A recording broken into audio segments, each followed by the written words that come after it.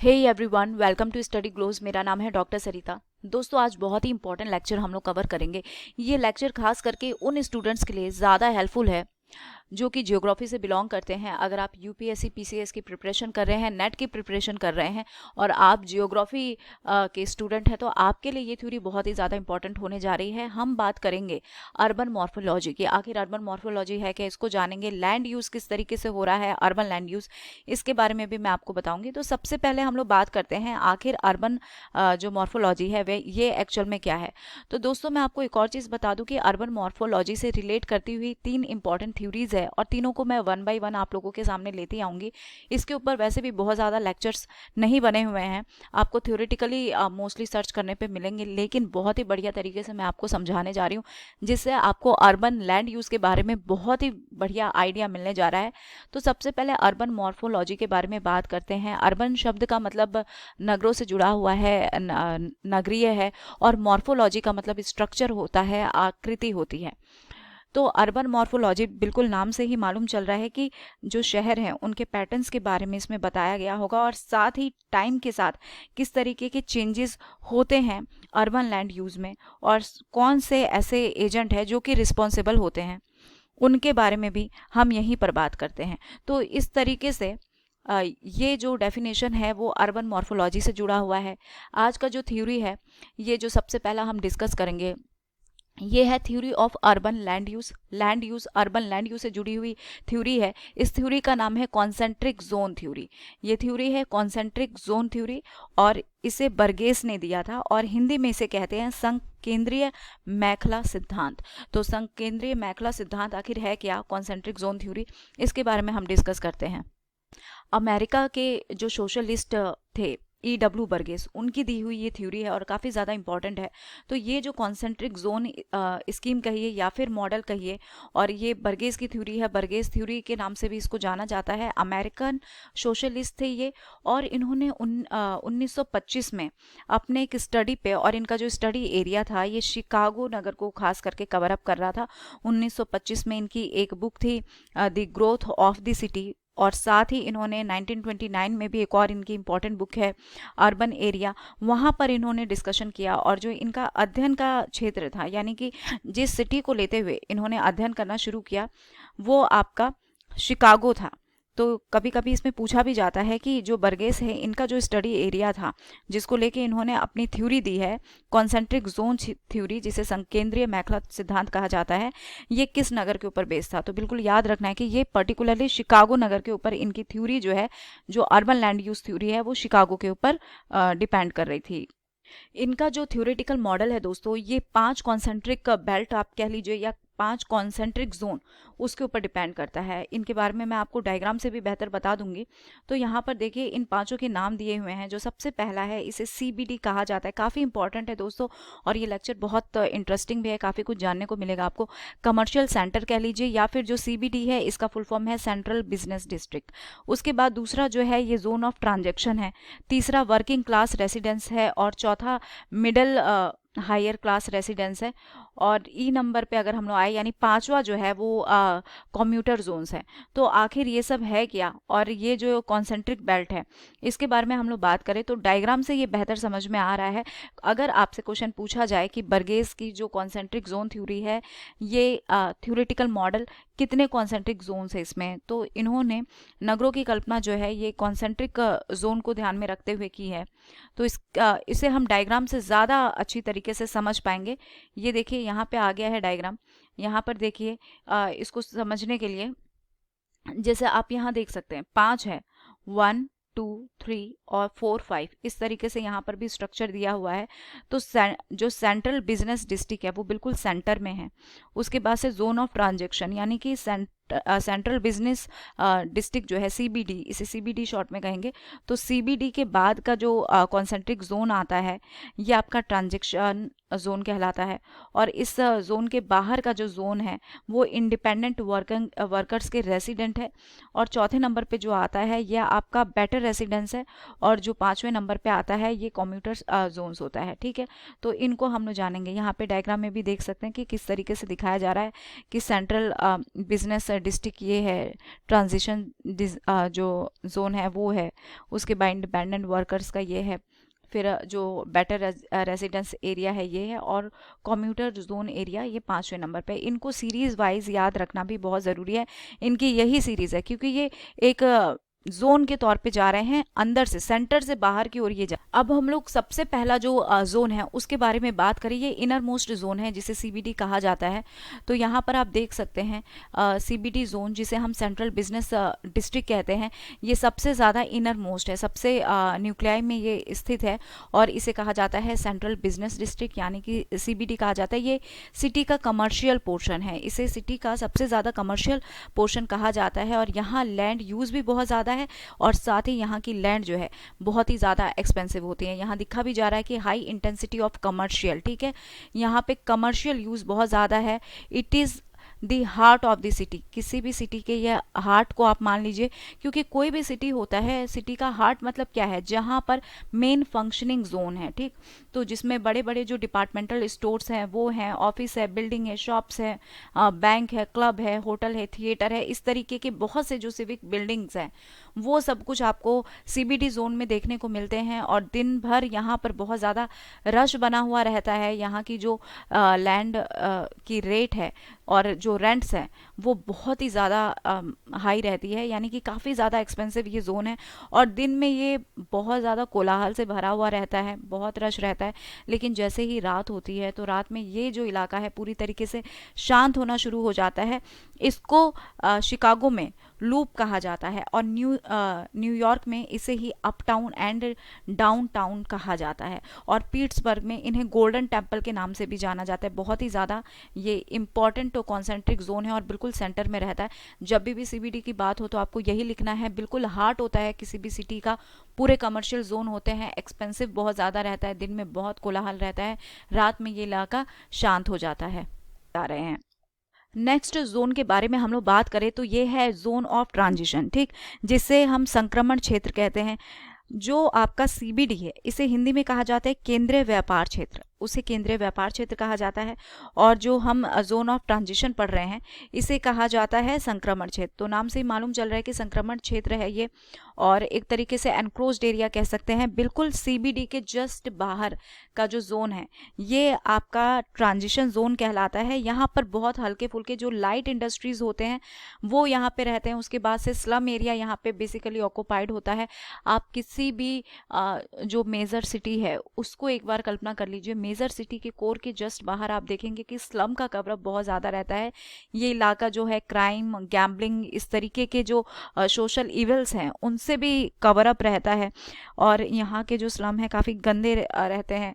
यहाँ पर आप कह सकते हैं कि पॉवर्टी जो है, गरीबी हो गई, अपराध हो गया, क्राइम, वेश्यावृत्ति, ये सारी चीज़ें इस जोन में देखने को मिलती है। आपको दो इम्पॉर्टेंट पॉइंट भी बता दूं बर्गेस की थ्योरी में। बर्गेस का ऐसा मानना है कि ये जो कॉन्सेंट्रिक जोन है, जैसे जैसे नगरों का विकास होता है तो ये बेल्ट क्या होते हैं, शिफ्ट होते रहते हैं, यानी इनका एरिया बढ़ता रहता है, और ये जोन जो है अपने पीछे वाले जो जोन है उसको कैप्चर करते हैं, और इस तरीके से आगे की ओर इनका विकास होता जाता है। और इनका ये भी मानना है कि हर जो बेल्ट है, जिस तरीके से एक ये सेंटर हो गया, उसके बाद सेकंड अगर हम ट्रांजिशन जोन कहें तो अगर आपका सीबीडी का एरिया बढ़ता है तो वो बाहर का इतना कैप्चर करेगा, तो ये वाला जो सेकंड है ट्रांजिशन, ये भी अपने पीछे के इतने इलाके को कैप्चर करेगा, यानी कि इनका विकास होता जाएगा, ये पीछे की तरफ अपना शिफ्ट होते जाएंगे। और इनका एक और मानना है कि ये जो प्रत्येक पेटी है, यानी कि हर जो जोन है, जो बेल्ट है, इसमें एक विशेष तरीके का भूमि उपयोग, एक इम्पॉर्टेंट लैंड यूज पैटर्न देखने को मिलता है। जैसे सीबीडी में हमने देखा कि पूरी तरीके से कमर्शियल लैंड यूज है यहाँ पर। उसके बाद हम आते हैं जोन ऑफ ट्रांजिशन में, तो यहाँ पर हम देख रहे हैं कि लाइट इंडस्ट्री है, और उसके बाद से स्लम्स हैं, क्रिमिनल बैकग्राउंड बना हुआ है। तो हर बेल्ट का एक अपना इम्पॉर्टेंट कैरेक्टरिस्टिक देखने को मिलता है। अब अगर हम तीसरे जोन के बारे में बात करें तो ये जो तीसरा जोन है ये लोअर वर्किंग क्लास रेसिडेंस है। तो यहाँ नाम से ही मालूम चल रहा है कि ये रेसिडेंशियल इलाका है, इसका नाम ही है लोअर वर्किंग क्लास रेसिडेंस।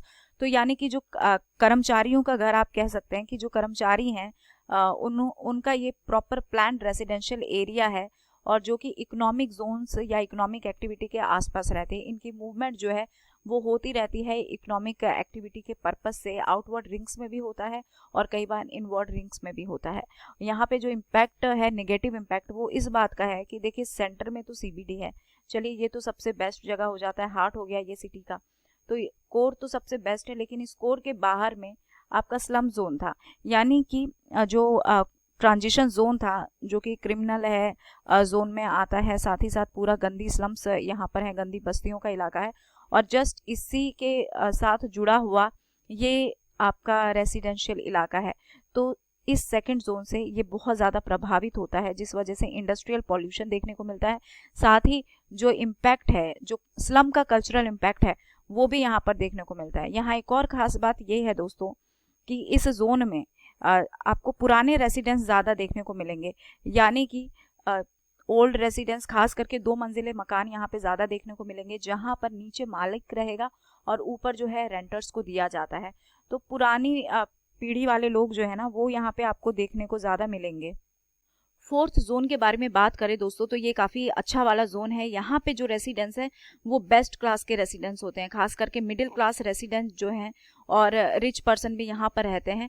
ये यहाँ पे जो बताया जा रहा है कि ये इलाका जो है नेटिव बॉर्न अमेरिकन्स का है, सिंगल फैमिली वाला है। इससे पहले का जो जोन था मैंने बताया कि थोड़ा सा पुरानी पीढ़ी वाला है, तो जॉइंट फैमिली के लोग वहाँ ज़्यादा देखने को मिलते हैं, 2 मंजिले मकान वहाँ देखने को मिलते हैं।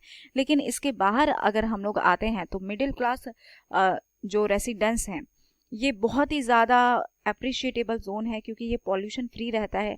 यहाँ पे सैनिटेशन हो गया, हेल्थ फैसिलिटी हो गया, या अदर रिक्वायरमेंट्स जो कि एक बेटर लाइफ के लिए नीडेड होता है, यानी कि गुड क्वालिटी की जो रिक्वायरमेंट है वो यहाँ पे देखने को हमें मिलते हैं। यहाँ के जो निवासी हैं वो मिडिल क्लास फैमिली होते हैं खास करके, ठीक है। मकान भी यहाँ पे थोड़े से बड़े होते हैं और खुले खुले होते हैं। यहाँ पे कुछ रेसिडेंशियल होटल जो है उनकी भी व्यवस्था देखने को मिलती है, कुछ प्रतिष्ठान जो है वो भी देखने को मिलता है।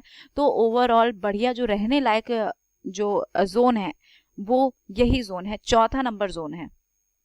अब जो 5वां और सबसे आउटर मोस्ट कॉन्सेंट्रिक जोन है बर्गेस की थ्योरी का, ये है कम्यूटर जोन, ठीक है दोस्तों। इसे कंप्यूटर पढ़ने की ज़रूरत नहीं है, ये कम्यूटर जोन्स है, ठीक। कम्यूटर जोन सबसे ज़्यादा आउटर मोस्ट कॉन्सेंट्रिक जोन है और यहाँ पे हायर क्लासेस के रेसिडेंस ज़्यादा देखने को मिलते हैं। यहाँ पे डेंसिटी भी बहुत कम है। इसकी विशेषता ये है दोस्तों कि यहाँ पे लो डेंसिटी है, एक्सपेंसिव और रिच लोगों के घर ज़्यादा मिलते हैं। देखिए यहाँ CBD में आपको वर्किंग प्लेस मिल रहा था, इसके आउटर आपको जो स्लम इलाका है वो मिल रहा था, उसके आगे आपको जो छोटे मोटे कर्मचारी हैं उनका घर जो है वो देखने को मिल रहा था, ठीक। और उसके बाहर में हम लोगों ने देखा कि जो मिडिल जोन वाला इलाका है, मिडिल रेसिडेंस वाला, वो देखने को मिला। और इसके बाहर का जो सबसे आउटर मोस्ट है, यहाँ पे हमें रिच लोगों का देखने को मिल रहा है। तो यहाँ पर रिच लोगों के रेसिडेंस ज़्यादा देखने को मिलते हैं और ये ट्रांसपोर्ट के ऊपर डिपेंड करता है। यहाँ पे ट्रांसपोर्ट की भी व्यवस्था ज़्यादा देखने को मिलती है, क्योंकि यहाँ पर खास करके वो वर्कर रहते हैं जो कि CBD में काम वर्क करते हैं, ठीक है। तो जो कमर्शियल सेंटर है हमारा CBD, वहाँ पर काम करने वाले जो एम्प्लॉयज़ हैं या बिजनेस पर्पज़ से जो लोग लीव करते हैं वो इस टाउन इलाके में ज़्यादा देखने को मिलते हैं, इसीलिए इसे कम्यूटर जोन कहा जाता है।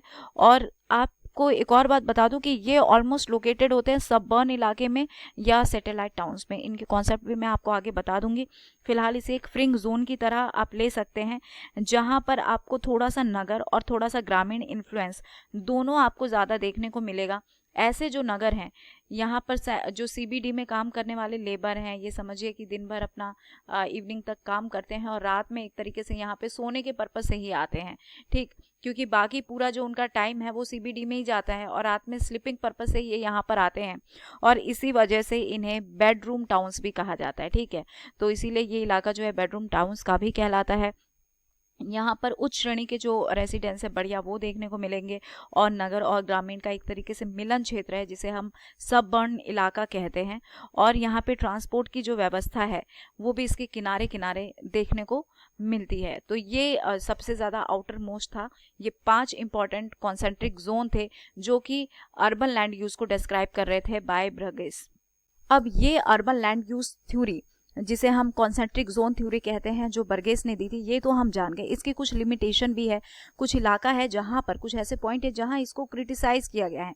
तो व्हाट आर दीज पॉइंट, इस पे हम लोग बात कर लेते हैं। तो सबसे पहले चूंकि इनका ये जो मॉडल है ये शिकागो के ऊपर बेस था, तो ये आउटसाइड US से बहुत ज़्यादा एप्लीकेबल नहीं है और उसके बाद हम लोग बताएं कि ये जो मॉडल है इसमें जो पॉलिटिकल फोर्स हो गए या फिर गवर्नमेंट की जो भी पॉलिसीज होती हैं, इन सब के ऊपर बहुत ज़्यादा ध्यान जो है वो नहीं दिया गया है। यहाँ देख सकते हैं it doesn't take into account the effect of political force. ठीक है, उसके बाद जो रेस्ट्रिक्शंस गवर्नमेंट इम्पोज करता है उसके ऊपर भी बहुत ज़्यादा ध्यान नहीं दिया गया है। ये टाइम के साथ साथ इस मॉडल की जो वैल्यू है वो भी घटती जा रही है। साथ ही साथ यहाँ पे एक और पॉइंट है जिस में इसको क्रिटिसाइज किया जा रहा है कि जो सीबीडी है, आमतौर पे जो सीबीडी का जोन है ये जो मतलब एक सर्कल के फॉर्म में, ठीक है, वो ना होके ये रेक्टेंगुलर फॉर्म में ज़्यादा देखने को मिलता है। ऐसा भी जो अर्बन मॉर्फोलॉजिस्ट है उनका ऐसा मानना है, और उनका ये भी मानना है कि जो भी उद्योग धंधे होते हैं ये ज़्यादातर करके ट्रांसपोर्ट के आसपास ही पाए जाते हैं, और इन्होंने कॉन्सेंट्रिक जोन में पर्टिकुलर काम को डिसाइड कर दिया है। तो ये कुछ ऐसी लिमिटेशंस हैं जो कि आप बर्गेस की थ्योरी में बता सकते हो। दोस्तों बहुत ही बढ़िया रेडीमेड ये नोट्स हैं, और आई होप कि आपको बर्गेस के जो 5 इंपॉर्टेंट कॉन्सेंट्रिक जोन हैं इसके बारे में आपको समझ में आ गया होगा। अब अगर आप इस डायग्राम को देखेंगे तो अब आपको ज़्यादा अच्छी तरीके से क्लियर होगा। यहाँ पर आप देख रहे हैं कि सेंटर में बड़ी बड़ी बिल्डिंग्स जो हैं, यानी कि ये हार्ट इलाका होता है किसी भी सिटी का, तो ये आपका सीबीडी का इलाका हो गया जहाँ पे आपके कमर्शियल पर्पस से लैंड यूज़ रहता है। और इसके बाहर देखिए, आप देख रहे हैं कितना ज़्यादा डेंस है, ये स्लम वाला इलाका हो गया। ये मिडिल क्लास फैमिली जो है उनका एक जो इलाका है वो है। उसके बाद से ये हायर लोग हैं उनका रेसिडेंस इलाका हो गया, और यहाँ पे ये कम्यूटर सिटीज़ हैं, यहाँ पे रिच लोग ज़्यादा रहते हैं। ये मिडिल क्लास लोगों के लिए रेसिडेंस हो गया फोर्थ वाला, ठीक है, बेटर रेसिडेंस है ये। और जो लास्ट वाले हैं इन्हें हम बेडरूम टाउन्स कहते हैं। यहाँ पे देख सकते हैं कि डेंसिटी भी बहुत ज़्यादा कम देखने को मिल रही है। तो इस तरीके से आपके लिए ये जो कॉन्सेंट्रिक जोन है ये बहुत ही ज़्यादा इंपॉर्टेंट है, और अब आपको डायग्राम से बहुत बढ़िया तरीके से आई होप कि मालूम चल गया होगा। So here is the end of this lecture. Thank you so much for your attention. और दोस्तों मेरे इस लेक्चर की जो PDF है ये आपको स्टडी ग्लोस के टेलीग्राम चैनल पर मिल जाएगी, तो आप वहाँ जाके ज़रूर ज्वाइन करें। Thank you.